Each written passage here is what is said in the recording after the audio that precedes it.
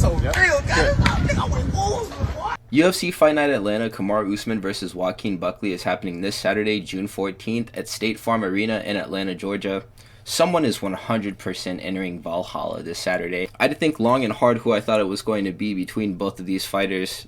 1v1 clutch or kick for both of these dudes, to be honest. It's less so for Buckley, but Buckley's been talking, and he's been targeting the belt. In order to get to the belt, you got to keep winning your fights. And he wants to fight Ian Gary. And Ian Gary has been winning his fights as of late after the Shavkat fight. Kamaru Usman needs this win really bad, but this would be a huge setback for Buckley if he loses to a downturned Usman or who we think is an over-the-hill Usman. We have a lot to break down. There's a lot of good fights on this card. The first one is going to be Jamey-Lyn Horth versus Vanessa Demopoulos. Vanessa Demopoulos is going to be trying out women's flyweight. She is normally a women's strawweight. I think that I may have actually selected Vanessa Demopoulos to beat Talita Alencar in her last fight because I hadn't known of Talita Alencar's jiu-jitsu background at this time. Talita is a tiny lady, so I figured that she would be struggling with Vanessa in the clinch, or that her takedowns would be proven to be ineffective just because she is so much smaller than Demopoulos. But that 5-1, Talita Alencar was able to take down Vanessa 4 times in their fight and win a very simple decision. The reason why I'm making note of this is because that 5-1 Talita Alencar was able to freely manipulate Vanessa Demopoulos in the wrestling. Granted, there was 10 minus pounds. She's still 5'1", though. Horth is a large woman, and she's 5'7". She uses her massive size to impose wrestling game plans on women who are weaker than her physically. Vanessa is trying out flyweight, so this 10 pounds may make her a little bit stronger, but Horth is a bully, and I actually do kind of like her style. Since not many women do have the frame or ability for it, Horth approaches fights like a less aggressive Andreas Gustafsson. She does this by crashing into range and initiating her clinches. Her striking is very plain though, and if she can't use both her grappling and her striking in a fight, she probably loses. Miranda Maverick was the last girl to beat her, and she had a horrible decision fight with Horth. It was actually clinch or be clinched for Miranda Maverick in this fight, because against Jamey-Lyn Horth, if she didn't control the clinches, she would have been controlled in the clinch, because that's how they both like to win fights. But outside of this, where she was beaten at her own game, Veronica Hardy just pieced her up. She got dominated in the stand-up for all 3 rounds in this fight. Veronica Hardy, I might be some gas there on the script, but she's one of the better strikers at this weight class. Maybe not one of the best at 125. I don't think that Vanessa Demopoulos would ever be able to replicate a performance like she had over Jamey-Lyn Horth. Vanessa Demopoulos has never demonstrated herself to be that good at kickboxing. She has decent striking, but abysmal takedown defense, and she cannot use jiu-jitsu to get up or prevent her opponents from passing through guard positions. Vanessa is a butter guard. Okay, made me look like a butter guard. You pay good? Huh? You pay good money? What, huh? You pay good money for what? For bodyguard. I can be your bodyguard. Oh, no, I said good guard. And she's getting pinned to the cage. Horth is going to win a horrible WMMA clinch spam decision to get us started on the card. The next fight is going to be Phil Rowe versus Ange Loosa. Rowe and Loosa are both pretty bad fighters who are each little more than a debut outing. They also make good opponents for lightweights who are trying out welterweight or middleweights who are cutting down for this division too. Rowe has been getting dominated by wrestlers on a recurring basis. He has been losing smudge decisions to Magny, Jake Matthews, and Gabe Green too. Loosa is a guy who will wrestle, and this is a good way to approach his fights, being that he is so physically imposing. He'd be wasting opportunities if he allowed himself to lose fights without at least trying to wrestle a little bit. He was unable to make Bonfim get stuck in defending his wrestling offense, but he still shot, and he made the fight an MMA scrap instead of a kickboxing match, like where Rowe prefers to keep things. Rowe has finishes over Orion Casca and the Vanilla Gorilla Jason Witt, who are both no longer in the UFC. Aside from this, he has a round 3 TKO finish over Nico Price, and this was a whole 3 years ago. He hasn't won a fight since 2022. This fight was super grindy, and he was shown up in the task of knocking out Nico Price by a 40-year-old Robbie Lawler. Rowe has the advantage of having never quit in the octagon before, like Ange Loosa had in his fight with Bryan Battle. This is one thing that a lot of people are going to remember him for immediately. Bryan Battle accidentally poked Ange Loosa in the eye after he stuffed a few of Ange Loosa's shots and began low-key boxing him up, if you watch the replay footage. Loosa uses this eye poke to get the matchup ruled as a no contest in the second round because he sensed that he was going to get knocked out, and he started talking stupid trash after the bout had been ended. I think that there was more that developed on this, and that he actually did get his eyeball hurt and he couldn't see, and that was the reason why it ended, but everyone lost respect for Ange Loosa at the very end of the fight whenever Bryan Battle was saying things to Ange Loosa, but he incited a altercation physically with Bryan Battle after there was no more fight. And that was like what we wanted you to do 30 seconds ago. Ange Loosa doesn't hit hard at all for as jacked as he is. I just still figure that Rowe can't make a difference with his striking to check Loosa out of this fight like Battle had before he can get the wrestling going. Rowe isn't a guy who deals well with pressure, and Loosa has good pressure even if he isn't the KO guy. So I think that he's going to win a decision here. He'll get the fight down to the ground, he'll wrestle a little bit, probably win all 3 rounds, and then we'll go to the cards. Ricky Simón versus Cameron Smotherman is a fight that's replacing Charles Jourdain versus Ricky Simón. And even though that fight had knockout written all over it, I still kind of saw that fight going to a decision. And Simón has displayed some really nasty finishing capabilities against Javid Basharat, when prior to this, we'd seen him be finished by elite talent or score subs in the fights that he was able to stop. We didn't really see him have some sleepy KOs like this. Maybe drop fighters at certain points of his fights. He starched Javid Basharat, and that was very cool. The way that I see it, you must be really good at something to beat up Ricky Simón. Song Yadong is good at boxing, so he chins Simón. Oliveira is a striker so polished, he looks like he's dancing, so he masterclass Simón. Batista defused Ricky in a masterclass as well, just with grappling that time. Simón does have a wrestling background, which makes all victories fighters are able to achieve off of him with grappling very impressive. Cameron Smotherman has only displayed the ability to wrestle a guy like Jake Hadley, who had stage fright in the debut of Smotherman. That's the only reason I can come up with for why he looked the way that he did, because he's been out here pulling off like 1 in a million submissions in PFL, looking like an absolute rock star in that promotion. I guess that's really just the talent reef between the UFC and all other promotions, is that you can be barely cutting it in this promotion and then look like a hooper in all of the other ones. It's crazy how that goes. Smotherman smothered Hadley, and then he looked like the smothered man himself against Cirque City, who himself isn't a grappling specialist. The frame and the strength posed an issue for Cameron. He didn't get takedowns or defend them, and he lost 4.5 minutes getting beaten with his own game plan by Cirque City. Give him a wrestler in Ricky Simón who can grapple offensively and the ability to do what he did to Basharat, and we're likely getting another Andy's Toys KO. Smotherman is also young and he lacks experience. Dana White Contender Series included, he has 3 UFC fights. And this would be bogus matchmaking for him in the event that he wasn't stepping up on short notice. This is a 1.5 month turnaround for Cameron Smotherman, who probably felt like he didn't represent himself well in the cage last time and is trying to get it back. And this is not the right guy to try to do this against. So Simón is going to win via round 1 KO. It's going to be brutal, and I'm going to enjoy it. It's going to be great. Cody Durden versus Jose Ochoa. Durden is always down to test a new prospect at 125. Win or lose, this guy fought like 6 times in the last 2 years, and he's bled a lot. But he's also scored some cheeky wins. A brutal beating from Joshua Van where he lost a decision, and then a second round KO where he was unfortunately slept by Bruno Silva. Those were punctuated by a win over Matt Schnell, who he dropped and choked in round 2 of that fight. Ochoa made his UFC debut against a very hyped up loner Kavanaugh. People talk about Kavanaugh like he is a future champion already. He has lots of potential, but I personally think that Makayev showed more promise throughout his debut where he guillotined Durden in round 1. Loner took Ochoa to a decision and it was razor close. Ochoa has this fight with Kavanaugh on file as a UFC fighter, and aside from this, on Fight Pass, there are clips of him flatlining idiots from an Ecuador regional circuit. He's flash KOing these plumbers and custodians in his home country, and he had a fight with Loner that was so close that I'm struggling to see what all this hype about Kavanaugh is even about. It's just that if you aren't better than Matt Schnell, you lose and get finished by Cody Durden. The thing that's tricky about making a final evaluation of this matchup, though, is I don't know how Cody Durden is going to do with a guy who stalemated with one of the highest touted grappling prospects at flyweight.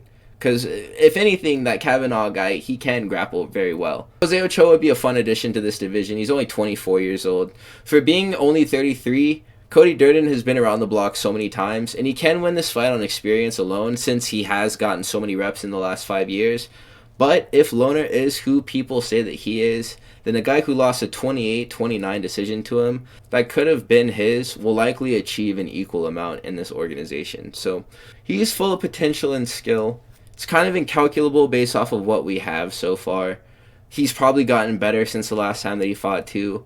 Durden, he has known skills, but we know that they can be overcome with a more refined skill set. So I'm going to wager that Ochoa probably does possess better aptitude for fighting than Cody Durden. Ochoa is a risky pick because of his close loss to another young fighter who will definitely improve while he is in the UFC, Loner Kavanaugh. The same could be true for Ochoa, but Loner just beat up Felipe dos Santos, and it will be hard to say if both Ochoa and Kavanaugh are progressing at the same rate. I will go out on a limb and say that they are, though. So Ochoa is going to win this fight via decision. The next one is going to be Malcolm Wellmaker versus Kris Moutinho. Malcolm Wellmaker is so much fun. This guy is a minus 2,500 favorite in this fight. I think that the odds on Moutinho are like plus 800 or something, but I've never seen a number that high in support of an athlete as far as betting odds go on one of these fights. That is absolutely crazy. Wellmaker is only 30 years old, but he has the youthfulness of someone who's like 5 years younger than he is. A first round Pereira left hook over Cameron Simon was how we met Malcolm Wellmaker earlier this year on the Machado Gary versus Prates card. This is a prospect with a nearly immeasurable amount of upside. He has power like Alex translated to 135. He also has this crazy footwork which he uses to cut these awkward angles to set up his knockouts. Moutinho is an ancestor of an ancient Aztec family lineage where every male at the age of 28 is volunteered to be sacrificed up at the top of the square pyramid while everyone cheers. Moutinho is 32, which is strange because he has survived his first human sacrifice attempt, which was against Sean O'Malley whenever he was at the age of 28, and then he signed on for another one-fight contract against a fighter named Guido Canetti, and he got standing TKO'd in the first round of that fight. Guido Canetti would then go on to fight Mario Batista in 2023. He would lose to Mario Batista in that fight, and he would get cut from the UFC. Kris Moutinho was a guy who they pulled up from the regional circuit at the height of the Sugar Show, and punching Moutinho's head off of his neck is what made Sean who he became before the factory reset by Marab. We knew O'Malley would put belt to ass, but most of us hadn't seen O'Malley hit a heavy bag before or work mitts with Tim Welsh, so we got an opportunity to see him do an open workout on a main card of a pay-per-view. That was actually Conor versus Poirier 3. And he had a human punching bag as his dance partner. Kris Moutinho has maybe some of the worst striking defense that I have ever seen in this sport. But this still doesn't mean that Malcolm Wellmaker wins this fight via walk-off KO because Moutinho has an inhuman chin. Absolute, 99 chin on that guy. It's not, I'm not being funny. It's a sad break for Moutinho though, because the promotion probably does treat him well, and they pay him nicely for these positions they put him in, which are never favorable for him. He gets these one-fight contracts to save matchups that fall through, like in the past for his first UFC fights, or just to give a new prospect who they want to promote something to do, because Malcolm Wellmaker was asking the matchmakers to put him on this Atlanta card, because I think that he may be from there. As politely as I can put this, Kris Moutinho fights like a car crash dummy. He's purely in the cage maintaining homeostasis while getting beaten up at the same time, and it never seems to bother him that much because he's protested every single stoppage and was always finished standing. If Wellmaker can pop this chin, he is far and above the scariest unranked bantamweight in the promotion, and I'm loading the hype train right now, even though it's already been loaded with the negative 2,500 betting odds on him. So we're going to call a Wellmaker round 1 KO. Michael Chiesa versus Court Mcghee. Michael Chiesa is the CEO of Low Hanging Fruit. His longevity in the sport is attributable to upper management only giving him fights with people who most of the time will not knock him out. The Matt Brown survivor is not about to flatline KO anyone in this division. Court Mcghee, this is going to be a good old-fashioned ground fight, I'm guessing. And Chiesa specializes in these, and he can win them, or he can make it into a decision if he doesn't get hurt on the feet. And I think that that's a guarantee against Court Mcghee. Court Mcghee is not about to pack anyone out.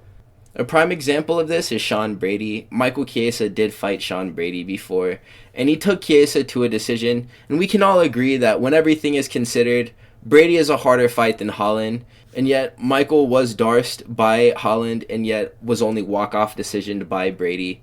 That means that no matter how good you are, you likely can't put Michael Chiesa in a position in the grappling where he's going to crap himself in sequences unless his brains are sloshing around in his skull because he just got hit really hard. In the Holland fight, he ate 2 massive knees and then shot a very messy single leg, and it was sprawled by Kevin Holland, and then he got darsed. If there is no danger in the striking that is relative to Holland's, I don't see him getting chinned by a random overhand thrown by Court Mcghee. He's going to at least make it to the final bell. Court Mcghee just farmed a very easy win over Tim Means. Tim Means just gave his back up for free. I know for a fact that Michael Chiesa isn't going to be doing this on the cage. He'll be a lot more responsible in defending and attacking different grappling positions.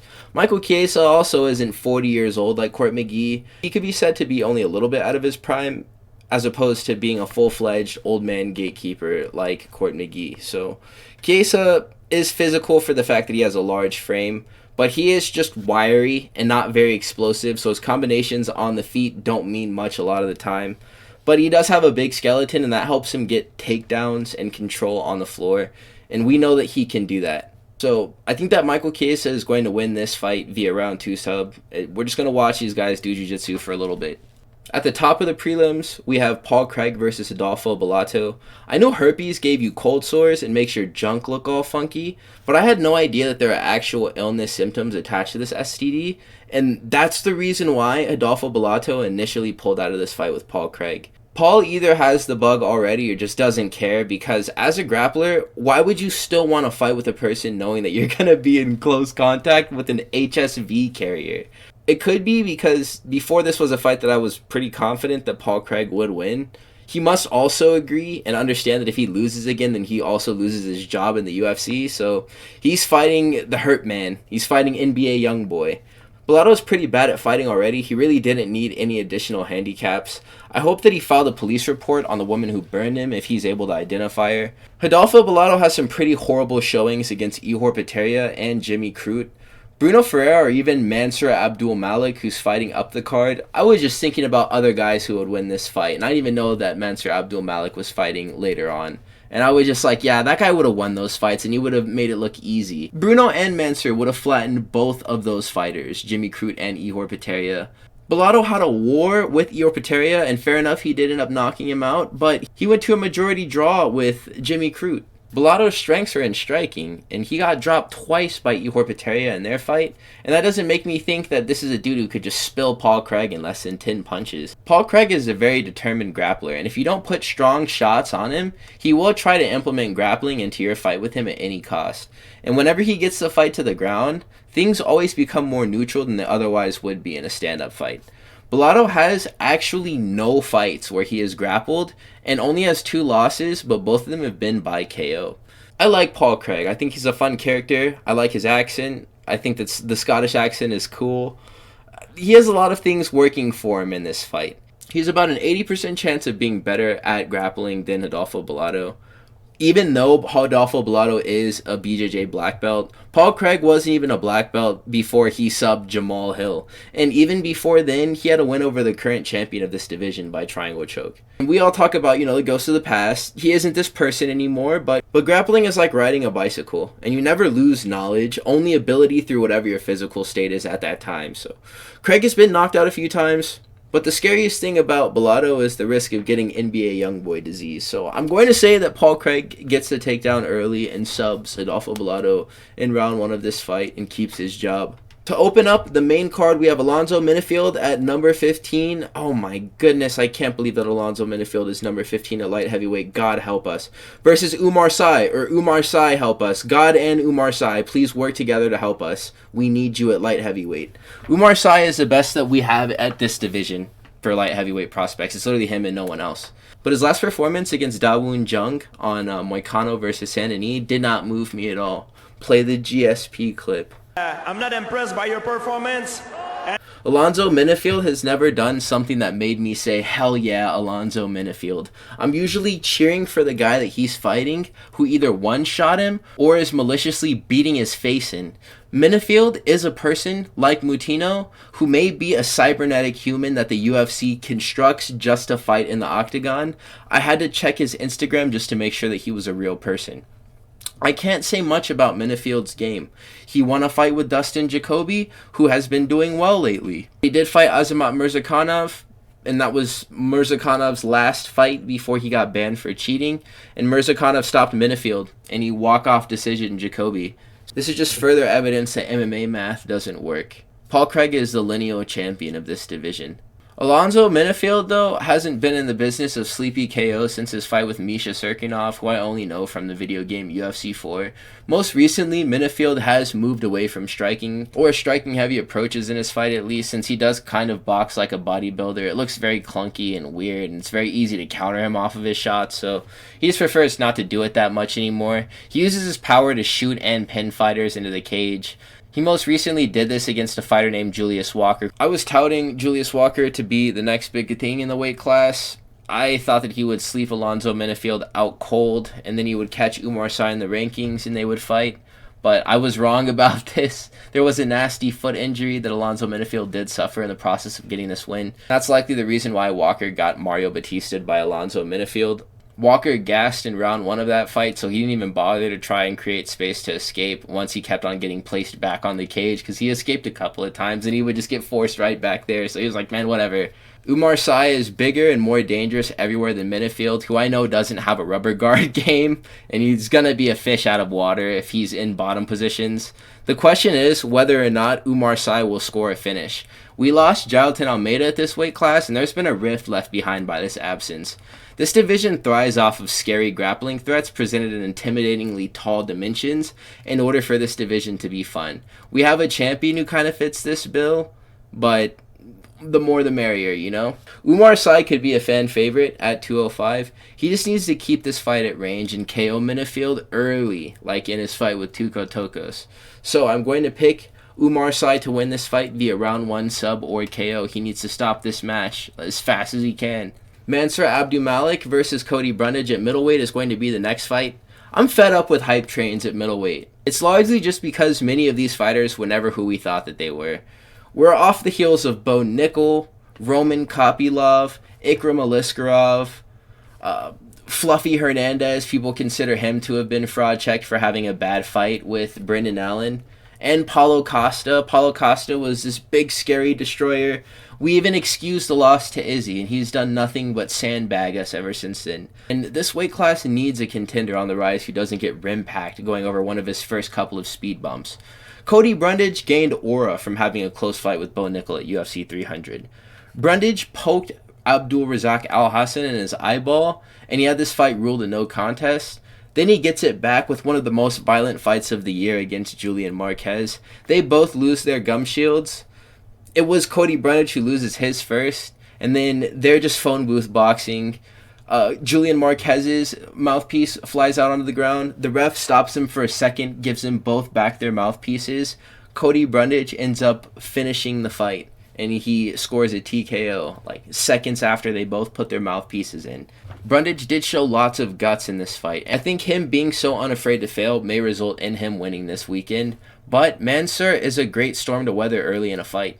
His willingness to engage in wrestling may hurt his chances of winning. That is only if he gets reversed though. But surely his plan won't be to come out and go to the ground with Brundage. He's going to try to stand and knock him out. Brundage should wrestle first, and if he does, we may see a proper fraud checking. But based on how Cody Brundage opted to turn his last fight into a hockey brawl, I think Mansur Abdul will put this level of pressure on Brundage to make him start swinging wild, but we'll see everything and set up a beautiful KO through it. So Abdul does some of his best work with striking off of clinch breaks, and in tight whenever he's stuffing takedowns. He lands meaningful elbows and knees framing stuffed takedowns, and these could change the course of a fight. So I could very well see this, a stuffed takedown, getting sprawled, and he stands up and he posts, throws a couple of knees, Cody Brundage shells. Abdul stacks Brundage against the cage and finishes the fight via TKO in round 2. I could see it going just this way. The next match is going to be Cody Garbrandt versus Raoni Barcelos, a fight at bantamweight. Cody is a funny dude for getting that knife face tattoo. That's not lore accurate Cody Garbrandt. The real Cody Garbrandt has a tattoo of a knife on his face, and he's a super funny guy for getting that tattoo. And I, for one, am very excited to see it on fight night. Garbrandt is a veteran fighting a veteran in Raoni, so I would say that this matchup is more favorable for Cody than it was in the past for Peyton Talbot, because inexperience definitely shined through on the side of Peyton in that fight. Cody has 100% been in camp working on the right things to prepare for this fight and hasn't been watching Netflix late night with Frank Ocean. He still is just not the grappler that he needs to be in order to be successful in this weight class. We saw in this fight with Deiveson Figueiredo last year, also at UFC 300, where he was winning until he was taken down in the middle of the octagon and then got choked out against the cage. He has major deficiencies in the grappling as far as the top level bantamweights go. And this guy's a grappling specialist. It only took Figgy one takedown in the second round to end the fight. And Figgy was trying for the takedowns throughout the fight because, again, Cody Garbrandt was winning the fight on the feet. His success in the stand-up against Deiveson Figueiredo before he was submitted gives me hope for him in this fight. Talbot did not wrestle well defensively in this fight. Garbrandt never does, and his best shot in most cases is knocking his opponent out as fast as possible. And towards the latter side of his career, I wonder how motivated he is going to be to get out of the cage as quick as he can. If he approaches this fight like he is aiming to preserve himself whatsoever, he's already lost it, Cody Garbrandt. He needs to provide Raoni with as little space as possible for him to engage wrestling. Raoni Barcelos is just a slept-on grappler gatekeeper in bantamweight. He only gets match-made with other grapplers for the most part. Peyton Talbot would have been the first person Barcelos fought with a tremendous KO threat, and Cody Garbrandt would be the second person with less steam in his hands. If you want to consider Oumar Nurmagomedov a KO threat guy, I don't really think he is, but he still knocked out Raoni Barcelos. Merab's head is harder than Oumar's hands, apparently. He still cleanly broke the chin of Barcelos. I'm speaking figuratively, he didn't actually break his chin. It was a lead hook thrown off of a knee that missed, so it was a single strike that knocked out Raoni Barcelos. He had just been keep kicking him in the stomach pretty much the entire round before this. Cody Garbrandt is the real no love. We saw Patchy Mix fight last weekend. That was the fake no love. This is the real one. So I think that Cody Garbrandt wins via round 1 KO. We know that he can reliably output lots of power in single shots and in small combinations as well. And that's exactly what he needs to do in order to win this fight. The featured fight on the main event is Edmen Shahbazyan versus Andre Petroski. This is a middleweight fight. Petroski is the dude who headbutted Cody Brundage's hip and knocked himself out in the first round of their fight. And people are never going to let him live that down. It was a comedic moment, so I guess it's pretty funny to bring it up from time to time. He recently did an interview with Homo Fight. It's an Instagram page where he discussed overcoming addiction to oxycodone and that he was high for most of his amateur fights, scouting a pro debut and Googling if there were any addicts in the UFC to see if he could be a hashtag real geeker and also fight under contract with the UFC. Petroski, as a UFC fighter, is a decision machine. And the general theme of his resume is that he's either scoring that unanimous decision or he's getting finished. He has good decision wins over guys like Gerald Meerschaert, Wellington Turman, and most recently walk-off decision to Rodolfo Vieira. But whenever we're talking about Edmen Shahbazyan, the threat of that finish in the first round is super high. He just is known to taper off later on into a fight. That's Edmen sure gassed again, and later on means exactly 5 minutes. And he gasses out in these fights, and we roast and meme on him. But if you do look at this resume, he is fighting the best prospects in the division. And he's lost to Fluffy, Anthony Hernandez, and also Nasruddin Imavov. And he had been beaten by Gerald Meerschaert whenever he was on this 3-fight win streak before he lost to Rainer de Ritter. And Gerald Meerschaert began this run after losing to Petroski. So they have a lot of different fighters fight opponents that have shared opponents and have made their last appearances on cards where they have also appeared on shared opponent cards, and they pair those shared opponents on these same cards. The matchmaking tells a story, and I really appreciate that with the UFC. This is going to be a good fight. Fighters who are good at containing lots of pressure and can evenly distribute their energy expenditure at least through 2 rounds usually win fights against Edmen Shahbazyan. It's not impossible for Andre Petroski to be chinned in the first round with some plain old boxing because Michel Pereira did it. And he didn't even do any backflips or weird stuff other than move around on the outside and then land a lunging left, which dropped Petroski, and then the TKO followed. So Edmen can do this. And that's why I'm going to pick a Shahbazyan round 1 KO. Man, these women co-mains and main events, dude, they're killing me, dude. Rose Namajunas is going to be fighting Miranda Maverick. Rose Namajunas is number 7 at women's flyweight. Miranda Maverick is number 11. Maverick's last fight with Jamey-Lyn Horth made me never want to watch MMA ever again. And we can't act like Namajunas versus Esparza never happened, but more recently, Rose has been having fights that haven't been negatively affecting my mental state like Miranda Maverick's. So, Maverick is a decision machine, like Armin Petrosky, like I just talked about before, who uses grappling to make her fights forgettable outings. She has already lost to Blanchfield, Barber, and Jasmine Jasudavicius. Rose has only one mediocre loss, and Esparza isn't a bad fighter per se. She just had a horrible fight with Rose. This is somewhat of a dog and pony show, since Barber vs. Blanchfield has been timed out of the chat for 30,000 seconds, and this was a matchup with real title implications. And now we're never going to get to watch it because Macy Barber's fake knockers prevent her from making weight. Rose is definitely on the downturn of her career, and recent losses to Erin Blanchfield and Menifield both exemplify the ways in which Rose is kind of a strawweight still. Maverick will be brawnier, but won't have the advantages of a larger frame to make the wrestling easier for her against Rose Namajunas. Size really matters in WMMA. Horth, Fior, and Jasudavicius are all 5'7", and that makes them pretty successful fighters just by default. And the skilled ones rise above the other ones. Jasudavicius is better than the three girls that I just mentioned, but Fior displayed that larger girls can bully small ones with their bigger frames, even if they are generally worse at fighting, and they can get to belts. This is going to be a factor that will work for Rose over Maverick, who will enjoy 2 inches of height over Miranda. How much your bones weigh is a contributing factor to the success of women in MMA. Namajunas also owns Wei Li, which keeps me up at night whenever I think about it. I really like Zhang, and I'm super salty about the fact that she let Rose win their trilogy and go up to flyweight. Miranda has only decent striking sometimes, and then other times it looks absolutely abysmal. And her grappling style is stalling like Erin Blanchfield's. They're assigning Rose a girl with the same skill set as Erin Blanchfield, but she's just worse at this style and smaller than Erin. So that's the reason why I think that Namajunas is going to win a decision in this fight. There's about a 150% chance that I will itch my nuts at some point during this match. Big main event, Kamaru Usman, number 5 in the welterweight division, versus Joaquin Buckley, number 7 in this division. I'm excited for Buckley to begin this opportunity, but this is kind of like watching your two favorite pair of socks play a game of Russian roulette. I smell a brutal knockout in the air.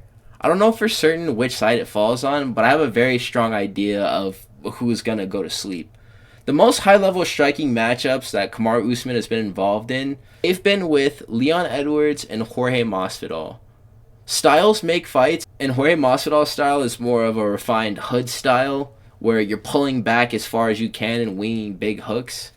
Jorge just keeps it cleaner though, but he either moves straight into range and he moves straight out of range, and it's always a pull or a parry and a pull, and like he's playing with hands, and that's what he got caught doing with Usman, playing with hands and pulling backwards. So that knockout, granted Usman prefers to box with straight punches predominantly, this was a high outcome result of their fight, him and Jorge Masvidal, him knocking him out that way, just because of the way that Jorge Masvidal likes to defend punches and the way that Kamaru Usman boxes. We saw that in a fight with Leon Edwards. Leon Edwards moved laterally to set up a low kick, which he would score with by being faster 2 positions in the cage than Usman on slow knees, which, we know slow knee Usman, wobble stone, yeah. And yes, I was reviewing the footage. He has gotten slower from Burns to Hamzat. I fear Usman may be over the hill, and it's going to be official after Saturday. Buckley versus Wonderboy was a karate matchup. Buckley is a karate-style striker, but instead of throwing kicks with flair or spinning attacks, which he knows how to throw spinning attacks, he prefers to blitz in a boxing range and let off hand combos. And he cuts angles and pins fighters to the cage by corralling them with lateral movement. He trapped Wonderboy inside of a corner of the octagon until Steven had no choice except for to just get knocked out and to accept it. I can see Joaquin Buckley running circles around Usman and freezing him in place until he either has to shoot or come to grips with his fate and get chinned. Buckley is an inevitability, and he's Thanos snapping away the entire history of the welterweight division from the late 2010s. And he's doing it one fight at a time. I kind of like watching him RKO everyone too, as messed up as it's been to watch. Watching Usman get punched so hard that he gets split in half vertically is going to hurt my feelings. And if I watch Kamaru flip the script on Buckley and knock him out, I honestly care about this division a little bit less because out of all the things happening in the UFC right now, the Buckley title run is one of the best parts of it all.